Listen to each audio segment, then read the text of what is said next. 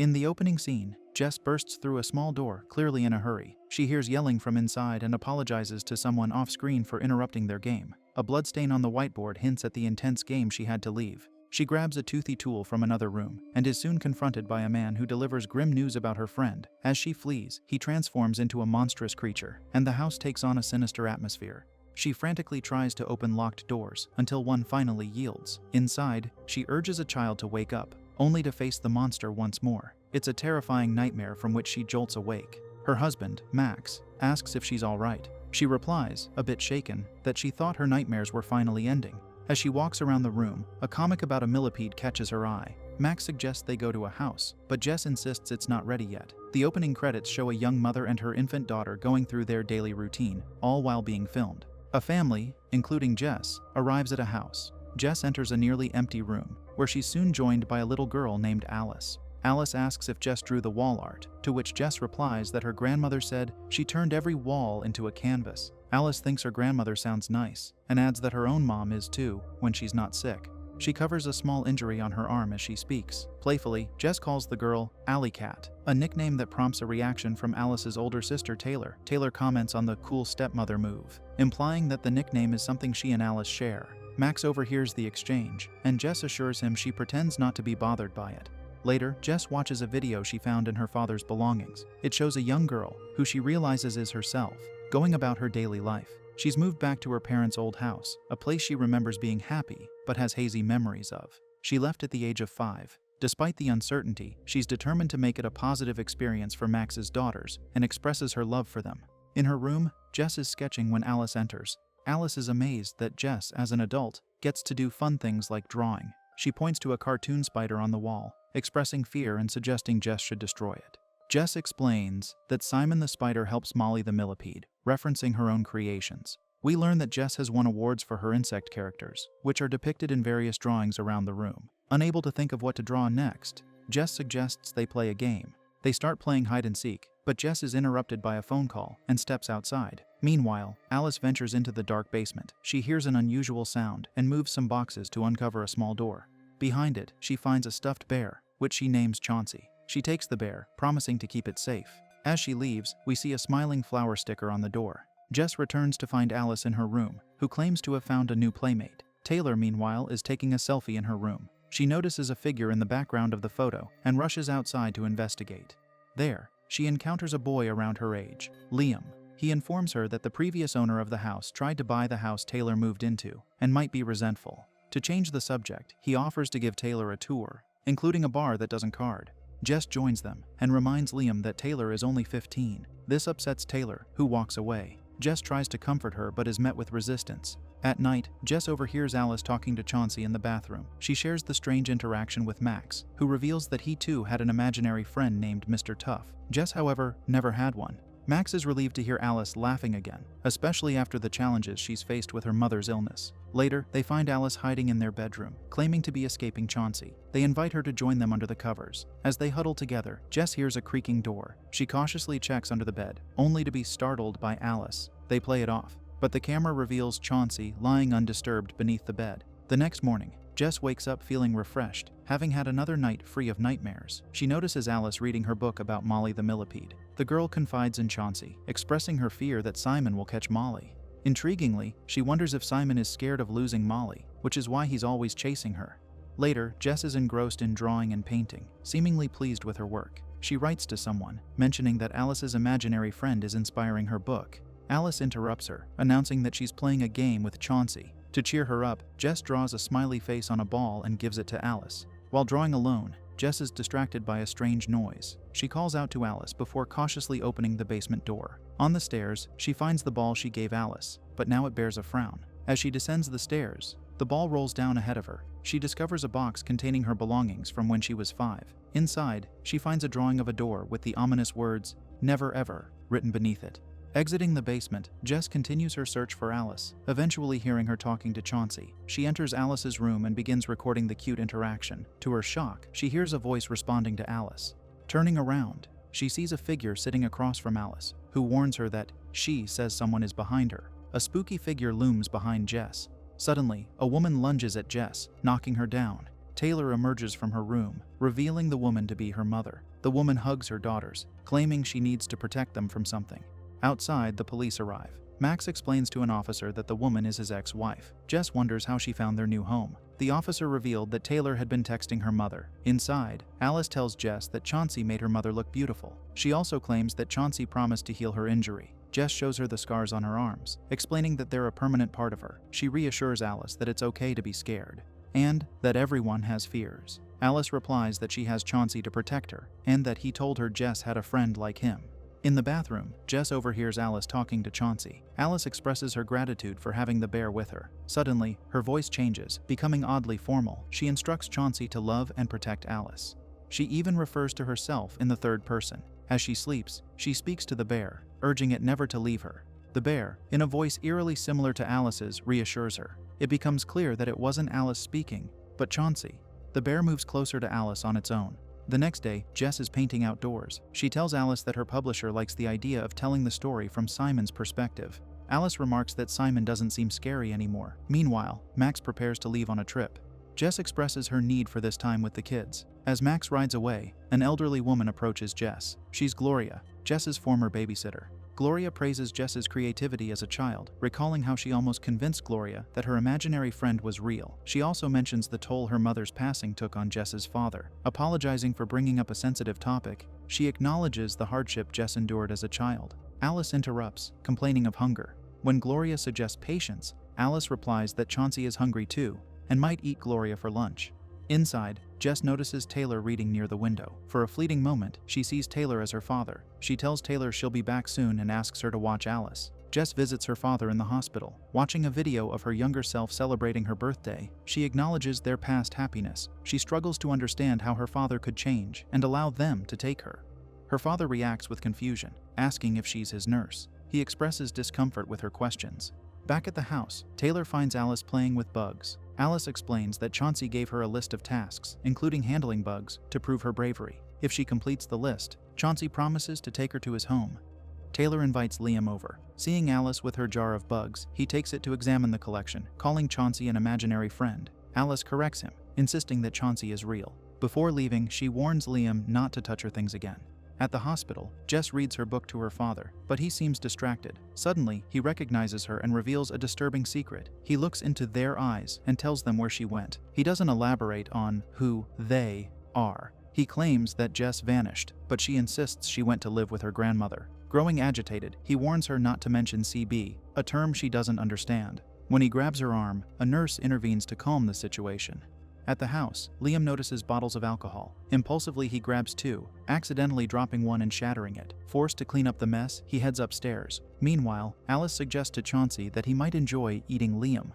Upstairs, Liam hears music playing and follows the sound to Alice's room. He finds a toy playing the music and turns it off. A disembodied voice warns him not to touch its things. While in the bathroom, Liam notices a string moving on its own. It slithers up the counter and disappears under a towel, where Chauncey appears to be sitting. Distracted, Liam makes the mistake of wiping his unwashed hands on the towel. Leaving the bathroom, Liam hears the voice again, warning him not to touch Alice's things. Believing it's Alice, he tries to grab the string, but it quickly moves away. On his third attempt, he steps on the string, revealing a towel covering the bear. As the string retracts, the bear slides towards Liam. Startled, he lets go, but the bear continues to move. It transforms into a giant, monstrous form, terrifying Liam. When the ordeal ends, both Chauncey and the towel are gone. Taylor enters the room, followed by Jess. Jess discovers her painting defaced and confronts Alice, who is hiding under the covers. She knows Alice is angry and tries to understand her feelings. Despite her anger, Jess explains to Alice that destroying someone's belongings is never acceptable. She reveals a painful memory from her childhood, sharing how her father's illness changed him. One night, in a fit of rage, he injured her arm and forced her to leave their beloved home. Tears welling up in her eyes, she expresses the pain of saying goodbye to cherished places and things. She assures Alice that none of this is her fault. Suddenly, a noise interrupts her. Looking out the window, she sees Alice outside, removing a board from a fence. Returning to the bed, she discovers that Chauncey was under the covers the entire time. She realizes that she wasted precious emotional energy talking to a mere toy. Alice places the board on a table, the nail sticking up menacingly. She expresses nervousness, asking someone, presumably Chauncey, to promise it won't hurt. Inside, Jess examines Alice's list of tasks. One item, do something you'd get in big trouble for, was clearly checked off, referring to the defaced painting. The final task, do something that hurts, remains unfinished. As Alice stares at the nail, it strangely transforms into a flower-like shape. She raises her hand, ready to strike. Thankfully, Jess intervenes, preventing her from harming herself. She comforts Alice, bewildered by her actions. Later that night, Jess calls Max, expressing her fear and concern over Alice's unusual behavior. She's never seen her like this before. The next day, Dr. Soto, a child psychologist, arrives at the house. She explains that Alice's creation of Chauncey is a coping mechanism, a way to find stability in a chaotic world. During a recorded session, Alice brings Chauncey along. She proudly declares that Chauncey loves her and is always hungry. Dr. Soto challenges this, questioning how a loving friend could suggest a game that involves self-harm. She encourages Alice to express her feelings to Chauncey, admitting that the game scared her and she didn't want to hurt herself. In a surprising twist, Chauncey responds, claiming the game was just for fun. Alice expresses a desire to return to their earlier, happier times, but Chauncey insists that there's no going back and that new experiences await. He ominously utters the phrase, "never ever." The conversation takes a darker turn as Chauncey declares that no one loves Alice, accusing her fake mother of being mean and planning to leave. He positions himself as the only one who truly cares for her. Dr. Soto attempts to end the session, but Chauncey insults her. As the session concludes, Dr. Soto realizes that Alice hasn't been speaking, suggesting that Chauncey has been controlling the conversation. After the session, Alice runs away crying. Dr. Soto asks Jess if Alice has taken up ventriloquism, as it seems she wasn't speaking during certain parts of the conversation. Jess confirms that Alice hasn't. Dr. Soto reveals that Alice uttered the chilling words, "never ever," which reminded her of a patient from over a decade ago. She plays a video of a young boy discussing his imaginary friend, Randy Rabbit, using similar language and the same ominous phrase. The boy mysteriously vanished, and the police were unable to find him. Recalling the words, Jess returns to the basement to retrieve the box of her belongings. She examines the drawing with the words, "never ever," beneath the door. Dr. Soto informs her that many children with imaginary friends have vanished. This revelation prompts Jess to realize that she must destroy Chauncey. However, the situation becomes even more perplexing. Dr. Soto questions which bear Jess is referring to. As she didn't see any bear during the session, she replays the recording, confirming that Chauncey was absent. Jess tries to show the recording to Dr. Soto, but Chauncey is mysteriously missing from the footage. Overwhelmed and confused, Jess begins to lose her grip on reality. She asks Taylor if she's seen Chauncey, but her stepdaughter reinforces the reality that the bear is imaginary. Jess tells Dr. Soto that she's been seeing the bear since they moved into the house. Dr. Soto suggests that a traumatic childhood experience might be causing her to hallucinate the bear. She believes that whatever is happening to Jess is also affecting Alice. Dr. Soto provided Jess with the contact information for a colleague who specializes in childhood trauma. Examining her childhood drawings, Jess notices a small bear in the corner of one of them. Further inspection reveals numerous drawings of the bear, one of which is particularly disturbing. It depicts a shadowy figure holding the bear near a door. Meanwhile, in the basement, Alice is outlining a small door with blue paint. She places various objects into a bowl and, at Chauncey's urging, prepares to burn them. However, she hesitates, admitting her fear of fire. A reminder of a past injury, a shadowy figure looms behind her in the darkness. Jess and Taylor frantically search the house for Alice. Their search leads them to the basement, where they discover the partially open door. As Jess enters, she sees the blue markings on the wall, but Alice is nowhere to be found.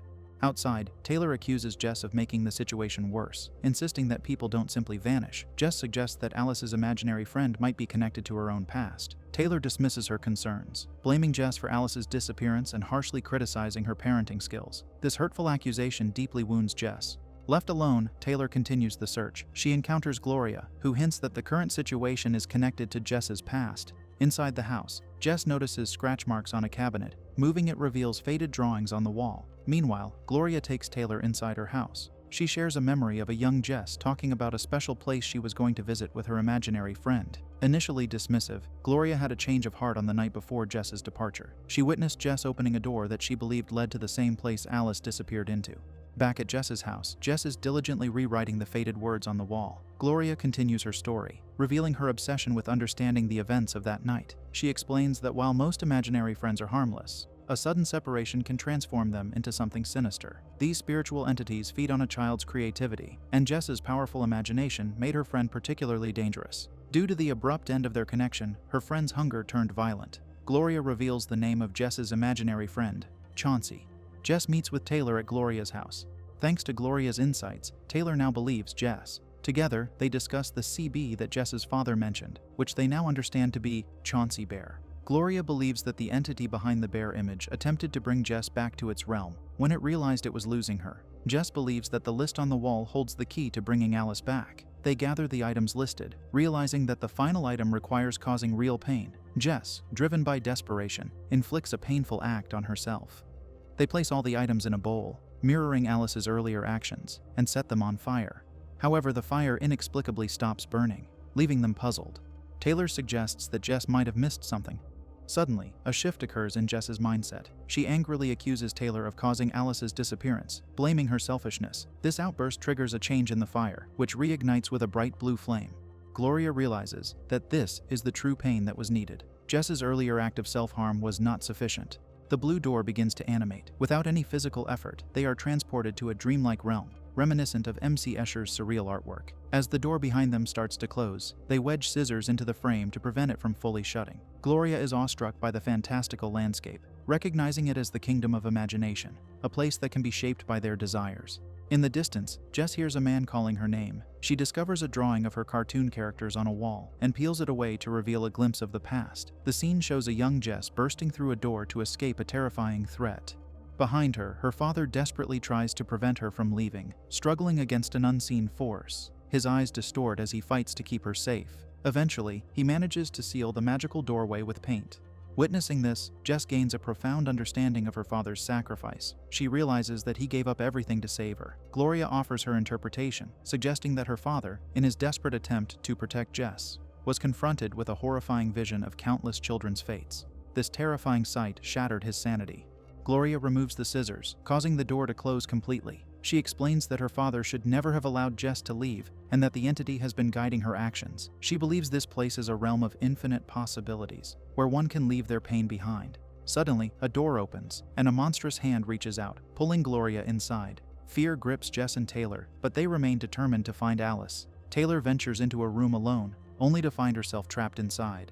When Jess opens the door, she discovers a different room, devoid of Taylor's presence. Taylor, meanwhile, is trapped in a room adorned with a large painting of the bear. A ghostly figure, resembling a young girl, emerges from a corner. She reveals that she has been trapped for a long time and warns Taylor that Chauncey is coming for her. With a chilling voice, she activates a musical toy and vanishes. Outside the room, Jess discovers the same painting of the bear on the wall. Taylor, realizing the danger, unplugs the musical toy, causing the monstrous bear to appear. However, she quickly changes her mind and plugs it back in, restoring the zombie girl. The girl approaches Taylor menacingly, but Jess intervenes, pulling Taylor through the painting and rescuing her. They enter another room, which turns out to be Taylor's old apartment. Inside, they find Alice, dressed as a princess, surrounded by her desires. She claims to have everything she wants, including both of her mothers. Her real mother emerges from behind a door, but Jess quickly intervenes, warning her to stay away from Alice. She reveals the truth about Alice's imaginary mother, emphasizing that she is not real. To create a new magical doorway, Jess begins to destroy objects, claiming that sometimes creation comes from destruction. Alice, intrigued, joins in, and Taylor reluctantly follows suit. As they work together, they begin to shape a new doorway on the wall. The original mother, enraged by the intrusion, transforms into a demonic figure. She declares that they cannot have Alice. Taylor pushes her away, triggering a transformation into the monstrous bear. With Alice, Taylor escapes through the newly created doorway. Jess remains behind to confront the monster, determined to end its reign. She attempts to leave but finds herself rooted to the floor, slowly sinking into it. She falls back into the fantastical world, only to be pursued by the monstrous bear. Using the scissors, Jess manages to open the previously closed door. She joins Taylor and Alice in the basement, and the bright blue outline around the door fades away. Relief washes over them as they realize they have survived the ordeal. Much later, Jess is reading her book to her father in the hospital. The entire family is present, a heartwarming sight. As she finishes reading, Jess expresses her gratitude for her father's sacrifices. The scene concludes with a sense of peace and acceptance, as Jess finally gains Taylor's approval. The happy ending is short-lived. Jess's father sits up, his voice distorted, and reminds her of her promise to never leave her imaginary friend. The room plunges into darkness, and Max's demeanor changes. His eyes turn black as he questions her intentions. Jess realizes that Alice is merely a decoy. Her father reveals that she will never truly leave, and the fake family echoes his sentiment, threatening the well-being of her real family. Faced with this ultimatum, Jess reluctantly agrees to stay. However, the real Taylor emerges, knocking down her fake counterpart. She has returned to save Jess, urging her to escape. They realize they have never truly left the fantastical world and are now being pursued by the monstrous bear. They return to the door on the floor, hoping to escape. As they enter, Jess realizes that simply escaping is not enough. Inspired by her father's actions, she begins to seal the door with paint, mirroring his desperate attempt to protect her. The monstrous entity, desperate to keep Jess captive, opens the door. However, Taylor and Alice intervene, pulling Jess back to safety. Undeterred, the entity unleashes its ultimate weapon, a hypnotic gaze that overwhelms its victims. Taylor desperately warns Jess not to look into its eyes, but the hypnotic power proves too strong. In a moment of clarity, Alice recognizes the true nature of Chauncey. She declares that he was never her friend and utters the powerful words, "Never ever." Overcoming her fear of fire, she lights a match and tosses it into a pool of gasoline, engulfing the monster in flames. The trio escapes the burning house and watches from a safe distance as the flames consume the building. Jess understands that this is the only way to truly defeat the entity. Anything less would not have been enough.